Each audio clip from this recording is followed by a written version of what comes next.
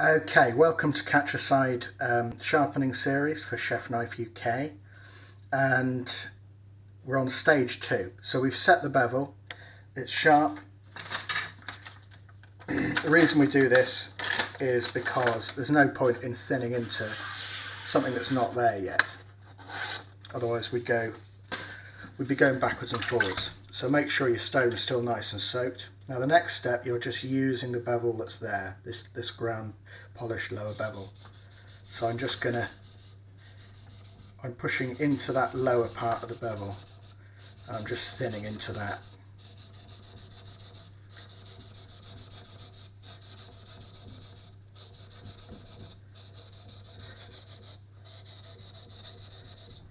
And check to see where you're going. Look, that's just brought it up, that polished area, just about 4 or 5 mil up from the edge. That's really all that's needed, just for... This is a bit more than a touch-up, this is a full works, but so it doesn't have to take that long to do this, and it, as well as keeping the knife sharp, you're maintaining the geometry of the knife. And then equal on this side. Look, I'm only using my thumb as just a guide.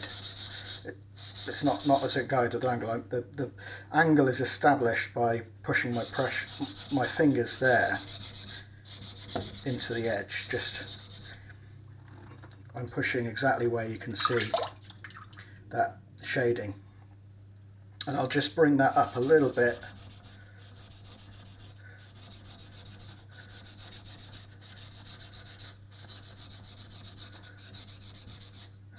It needed to come down a little bit in the heel, a little bit more in the heel.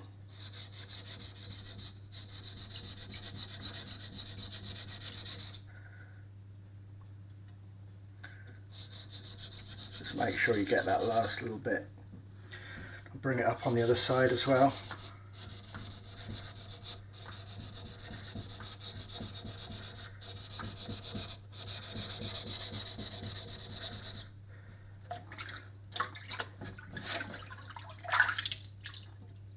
You can see it's nice and even, and it's just shrunk away that bevel that we set earlier. So that's pretty much it for the thinning. There's not a lot to do. I'll just bring it up just a little bit more, just to blend it all in, just allowing the knife to rock back just a little bit towards the blade road, the centre of that ground lower bevel.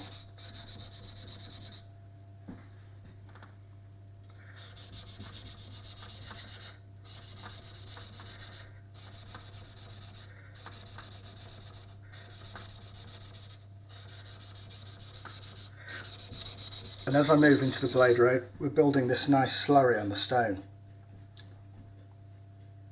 So just start to relax the pressure now, and I'm working with my fingers. The pressure is now right in the middle of the blade road, but I'm allowing the blade to slightly rock.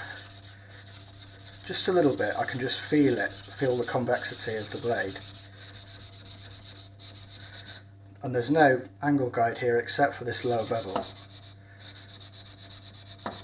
A nice gentle pressure. Use that slurry. The more slurry you get, the easier this is.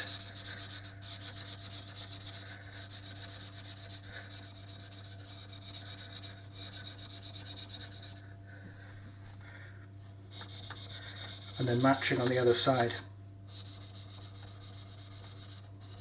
Nice gentle pressure. Just trying to be as fluid as possible.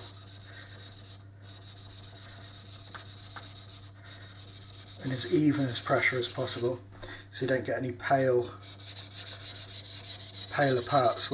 This is pretty much now just blending the finish. Let's have a look. The heel can be a bit more troublesome to get the right pressure. That side felt good. Do that once or twice more. So I'm not going to let these videos go on super long. Just try that angle there into the heel, that's better.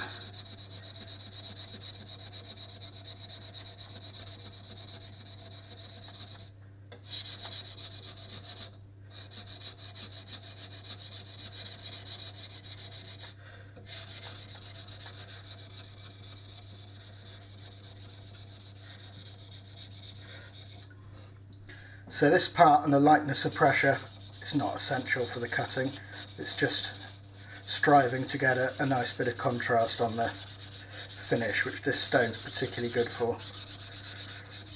It just darkens the soft cladding.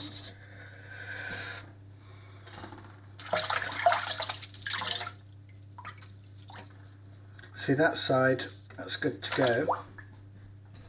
This side's being a little bit troublesome to get a nice even finish.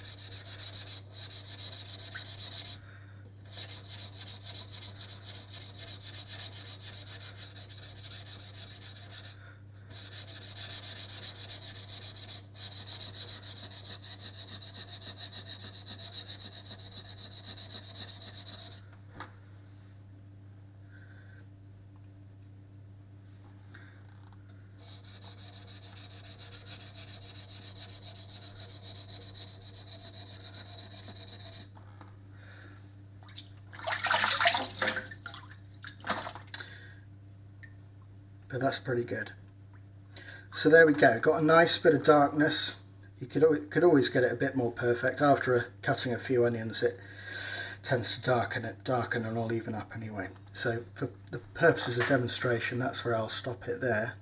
You've got a nice bit of darkness to the cladding and a bit of shine to the core steel.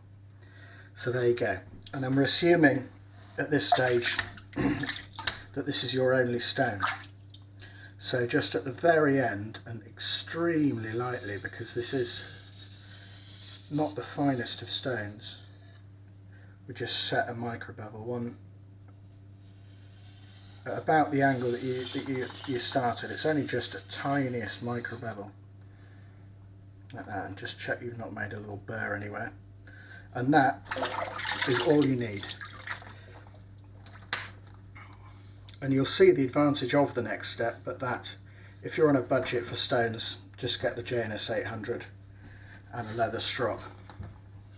Buy it or make it.